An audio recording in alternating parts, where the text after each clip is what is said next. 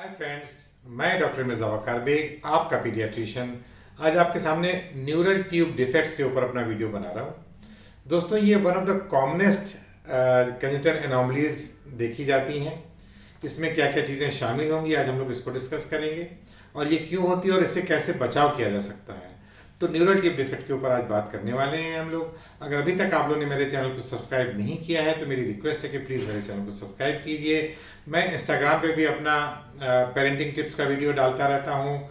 मेरे blog site पे आप जा सकते हैं जहाँ पर मैं वैक्सीनेशन से संबंधित जानकारी दे रहा हूँ। और मेरी ऐप है डॉक्टर बेग चाइल्ड केयर के नाम से, जिसपे आप डाउनलोड करके गूगल प्ले स्टोर से आप मुझसे कांटेक्ट कर सकते हैं और मुझसे वीडियो और ऑडियो कंसल्टेशन भी कर सकते हैं। ठीक है दोस्तों, तो अब आते हैं अपने टॉपिक पे, न्यूरल ट्यूब डिफेक्ट्स। बेसिकली आपने देखा होगा कि अक्सर जब बच्चे पैदा होते हैं तो उनके रीढ़ की हड्डी के ऊपर एक फोड़ा बना होता है, या उनका सर बहुत बड़ा होता है, या सर नहीं बना होता है। तो ये सब न्यूरल ट्यूब डिफेक्ट्स की कैटेगरी में आते हैं। बेसिकली न्यूरल ट्यूब जो है, जब बच्चा गर्भ में आता है तो पहले महीने के अंदर ही न्यूरल ट्यूब बनना शुरू हो जाती है। और न्यूरल ट्यूब से हमारा ब्रेन और स्पाइनल कॉर्ड, ये हमारा स्ट्रक्चर बनता है। अक्सर ये देखा गया कि ये जो न्यूरल ट्यूब डिफेक्ट्स हैं, ये जब तक माँ को पता चलता है कि प्रेगनेंसी उसको गर्भ उसने धारण किया है, तब तक ये डिफेक्ट ऑलरेडी मौजूद हो चुके होते हैं। क्योंकि ये शुरुआत के 18-20 दिनों में जब न्यूरल ट्यूब बनती है और वो फोल्ड होकर हमारा पूरा जो ब्रेन का स्ट्रक्चर और न्यूरल ट्यूब का स्पाइनल कॉर्ड का स्ट्रक्चर बनता है, अगर उस समय उसमें कोई कमी आ जाती है तो ये देखा गया है कि न्यूरल ट्यूब डिफेक्ट्स आ जाते हैं। जब बच्चा पैदा होता है तो उसमें उसका सर बड़ा हो सकता है, जिसको हम लोग हाइड्रेनकेफली कहते हैं। बच्चे के इनकेफेलोसील हो सकता है, यानी कि सर के ऊपर से कोई एक पूरा झिल्ली करके एक मेनिंजेस बाहर आ सकती हैं। एक एनेनकेफली कंडीशन होती है जिसमें बच्चे का सर ही नहीं बनता, सर और ब्रेन बनता ही नहीं है, जिसको एनेनकेफली बोलते हैं। या फिर बच्चे की रीढ़ की हड्डी में एक थोड़ा सा निकल आता है, जिसको मेनिंगोसील बोलते हैं। अगर इसी मेनिंगोसील के अंदर बच्चे के स्पाइनल कॉर्ड के भी नसें आ जाती हैं तो उसको मेनिंगोमाइलोसील बोलते हैं। ये सब स्पाइना बाइफिडा की कैटेगरी में आते हैं। और जो सबसे माइल्ड कैटेगरी होती है उसको बोलते हैं स्पाइना बाइफिडा ओकल्टा, जिसमें स्पाइन के जो वर्टिब्रल स्पाइन होते हैं वहाँ पे डिफेक्ट तो होता है, बट वो स्किन से कवर्ड होता है और उसके एसोसिएटेड कोई खास एनोमलीज नहीं होती हैं। वहाँ पर उसको पहचानने के लिए वहाँ पर आप देखेंगे या तो वहाँ पे बालों का एक गुच्छा हो सकता है, या वहाँ पर एक बच्चे की रीढ़ की हड्डी में एक नीचे की तरफ सैक्रम जहाँ पे होता है वहाँ पर एक हल्का सा डिम्पल पड़ा होता है, जिसको हम लोग पहचानते हैं। फिर वहाँ पे एक्सरे से उसको डायग्नोस करते हैं कि बच्चे को स्पाइना बाइफिडा ओकल्टा हो गया है। तो ये देखा गया है कि ये सबसे कॉमन कंजेनिटल एनोमली है। तकरीबन 1000 जो बच्चे पैदा होते हैं उसमें अराउंड 4.5 से 5 बच्चे जो हैं परसेंटेज के हिसाब से ये देखा गया है कि वो न्यूरल ट्यूब डिफेक्ट्स के हो सकते हैं। और ये बड़ी लाइफ सेविंग और बड़ी लाइफ थ्रेटनिंग कंडीशंस होती हैं।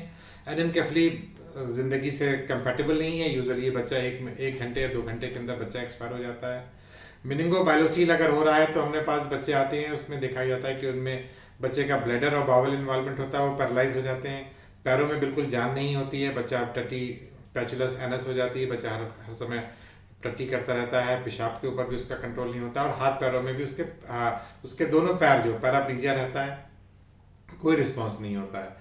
तो इस तरह के केसेस जब हम लोग के पास आते हैं तो बड़ी डिफिकल्ट सिचुएशन होती है। क्योंकि अगर इसको आप ऑपरेट भी करते हैं तो ये देखा गया है कि अगर बच्चे में पैरालिसिस है तो पैरालिसिस ठीक नहीं होती, बच्चा ज़िंदगी भर हाथ अपने पैरों से माजूर रह जाता है। और उसको जब आप ये ऑपरेट करके बंद करते हैं तो उसको सर बड़ा होना शुरू हो जाता है। तो इसमें यूजुअली फिर शंट सर्जरी और इसकी मेनिंगोमाइलोसील की सर्जरी साथ में ही की जाती है। बट अगर पैरालिसिस है, बच्चे के दोनों पैर पैरालाइज्ड हैं, उसकी एनएस जो है वो पैचुलस है और बच्चा का उसको सेंसेशन नहीं हो रहा टट्टी पेशाब का, तो ऐसे में डॉक्टर्स उसको ऑपरेशन करने से मना कर देते हैं। क्योंकि उन्हें मालूम है कि अगर इस बच्चे को आपने ऑपरेशन करके बचा भी लिया तो बच्चा एक बहुत ही क्रिपल्ड तरह की ज़िंदगी जीना जा रहा है, जो कि माँ बाप के लिए बहुत बड़ी लायबिलिटी हो जाती है। तो उसमें इस तरह के केसेस जब मेरे पास आते हैं तो हम लोग उनको यही सजेस्ट करते हैं कि भाई प्लीज़ आप इस सर्जरी को अवॉइड कीजिए और बच्चे को नेचुरल कोर्स पे चलने दीजिए। क्योंकि अगर आपने इसको बहुत मशक्क़त करके हम लोग ने उसकी बच्चे की ज़िंदगी बचा भी ली तो बच्चे की ज़िंदगी बहुत प्रोडक्टिव नहीं होने वाली है, और वो ज़िंदगी आपके लिए बहुत ही बड़ी लायबिलिटी बन जाएगी। बच्चे खुद बड़े होकर बेचारे तकलीफ में रहते हैं और उसको प्रॉब्लम्स का शिकार रहते हैं। तो इस तरह से ये देखा गया है कि न्यूरल ट्यूब डिफेक्ट्स कॉमन है। अब इसको हम लोग बचा कैसे सकते हैं। दोस्तों सबसे इम्पोर्टेंट मेरा जो वीडियो बनाने का मकसद है कि इसमें इसका बचाव बड़ा सिंपल है। ये देखा गया कि अगर मदर्स को फॉलिक एसिड दिया जाए, ऑल रिप्रोडक्टिव वीमेन जो कि अपने जो रिप्रोडक्टिव एज में है, शादी के बाद मैं समझता हूँ कि सारी औरतों को फॉलिक एसिड 400 माइक्रोग्राम ये डेली उनका इंटेक होना चाहिए, लेते रहना चाहिए, चाहे उनको गर्भ अभी धारण हुआ है या नहीं धारण हुआ है। जिन प्रेगनेंसीज में मान लीजिए किसी एक प्रेगनेंसी में किसी आपको न्यूरल ट्यूब डिफेक्ट हुआ है, बच्चा पैदा हुआ है और वो किसी कारणवश फिर वो एक्सपायर हो गया है या अबॉर्ट हो गया है, तो फिर आपको अबॉर्शन के बाद या प्रेगनेंसी के बाद 400 माइक्रोग्राम खाते रहना है। और जब आप नेक्स्ट प्रेगनेंसी प्लान कर रही हैं तब आपको 4000 माइक्रोग्राम फॉलिक एसिड आपको लेना है 1 महीने पहले प्रेगनेंसी कंसीव करने से, और प्रेगनेंसी के शुरू होने के 3 महीने बाद तक 400 माइक्रोग्राम आपको फॉलिक एसिड अगर आप लेते रहेंगे तो ये देखा गया है कि न्यूरल ट्यूब डिफेक्ट्स की इंसिडेंसेस बहुत कम हो जाती हैं, बल्कि ना के बराबर हो जाती है। तो क्योंकि इतना सिंपल मेजर से आप एक इतनी बड़ी बीमारी को बचा सकते हैं, तो सारी गर्भवती महिलाओं को, सारे females of reproductive age group को जो कि शादीशुदा हैं, मैं उनको रिकमेंड करूंगा कि 400 माइक्रोग्राम फॉलिक एसिड आप रेगुलरली लेते रहिए। अब आता है कि भाई इसमें आप लोग जिसकी जानकारी आपको कैसे होगी कि आपके बच्चे को न्यूरल ट्यूब डिफेक्ट हो रहा है गर्भ में जब बच्चा पैदा हो रहा है। तो जैसा कि मैंने बताया कि ये शुरुआत के ही 18-20 दिनों में डिफेक्ट हो जाता है। जब आप पहला अल्ट्रासाउंड कराएंगे तो उसमें हो सकता है ये चीज़ पकड़ में ना आ पाए, क्योंकि बच्चा इतना उस वक्त तक विकसित नहीं होता है। बट उसमें अल्फा फीटोप्रोटीन का जो टेस्ट किया जाता है, मदर में के ब्लड से अल्फा फीटोप्रोटीन का टेस्ट करते हैं, एमनियोटिक फ्लूइड से अल्फा फीटोप्रोटीन AFP जो कहलाता है उसके टेस्ट में अगर ये चीज़ें बहुत ज़्यादा आ रही हैं तो इसमें न्यूरल ट्यूब डिफेक्ट का अंदेशा हो जाता है। और जब बच्चा 3 महीने से ऊपर हो जाता है, जब उसके ऑर्गन आपको नज़र आने लगते हैं, तब आप टीफा जो कराते हैं, टीफा के टेस्ट में ये चीज़ डायग्नोज हो सकती है। और उस समय फिर आप चाहेंगे तो आप इस प्रेगनेंसी को, आपका डॉक्टर सजेस्ट करता है कि आप इसको अबॉर्ट करा दिए, क्योंकि ज़ाहिर सी बात है बच्चा फिर आपके आगे जाके प्रेगनेंसी में भी दिक्कत करेगा, और लार्ज हेड होने की वजह से या स्पाइन की प्रॉब्लम होने की वजह से ये बच्चा जीवित नहीं रह सकता है, या अगर जीवित रहेगा भी तो उसके साथ तमाम कॉम्प्लिकेशन एसोसिएटेड होते हैं। तो ये तो हो गया कि बच्चे को आप डायग्नोस कैसे करेंगे। जैसे कि मैंने बताया कि अल्ट्रासाउंड और अल्फा फीटोप्रोटीन के जरिए आप इसको डायग्नोस कर सकते हैं और इसको आप अबॉर्ट कर सकते हैं।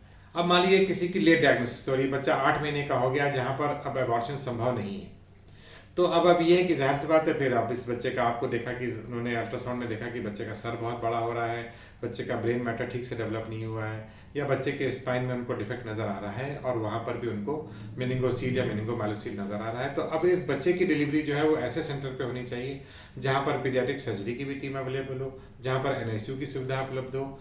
तो जब बच्चा ये डिलीवर हो जाएगा तो वहाँ पर पीडियाट्रिशियन जो है उसको असेस करेगा, ये देखेगा कि बच्चे का सर कितना बड़ा है, बच्चे के पैरों में पावर है कि नहीं है। अगर बच्चे को सर बड़ा है और मेनिंगोसील है और उसके बच्चों के हाथ पैर में अच्छी सी पावर है और उसका पैचुलस एनस नहीं है, तो ऐसे में प्रोग्नोसिस अच्छी है। ऑपरेशन के बाद बच्चे की मेनिंगोसील की सर्जरी हो जाएगी, सर में एक VP शंट डाल दिया जाएगा और बच्चा आपका एक अच्छी नॉर्मल ज़िंदगी गुजार सकता है, प्रोवाइडेड उसका सर बड़ा होने की वजह एनएनसेफली ना रहे, एनकेफ्लोसील ना हो।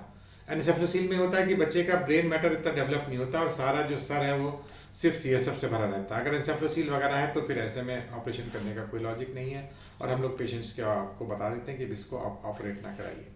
ठीक है दोस्तों, तो अब इसको मैं समराइज कर दूं कि न्यूरल ट्यूब डिफेक्ट जो है वो सबसे कॉमन जो कंजेनिटल अनोमली है, इसको फॉलिक एसिड के जरिए बचाया जा सकता है। इसकी अगर अर्ली डायग्नोसिस हो रही है और आपका डॉक्टर आपको अबॉर्शन के लिए सजेस्ट कर रहा है तो it is better to go for abortion, क्योंकि ऑपरेशन के बाद, डिलीवरी के बाद भी इसमें आउटकम अच्छे नहीं है। और अगर आपके बच्चे की बिल्कुल नॉर्मल है, उसके स्पाइन में नीचे की तरफ आपको एक बालों का गुच्छा दिखाई दे रहा है या आपको लगता है कि उसके सैक्रम के एरिया में कहीं कोई डिंपल नज़र आ रहा है, लंबर स्पाइन पे कोई डिंपल नज़र आ रहा है, तो ये स्पाइना बाइफिडा ऑकल्टा हो सकता है, जिसमें कभी कभी ब्लैडर की या एब्डोमेन की प्रॉब्लम हो सकती है, बट यूजुअली इसमें प्रॉब्लम नहीं होती है। बट अगर आपको बच्चे के वर्टिब्रल कॉलम में कोई टफ्ट ऑफ हेयर या हल्का सा डिंपल नज़र आता है तो आप डॉक्टर को दिखा के उसका एक्सरे वगैरह करा के हम लोग देख सकते हैं, और उसमें MRI के जरिए अगर नसों का कोई इन्वॉल्वमेंट नहीं है तो इसमें प्रोग्नोसिस अच्छी होती है, इसका कोई भी बच्चे में लॉन्ग टर्म कोई साइड इफेक्ट नहीं होता है।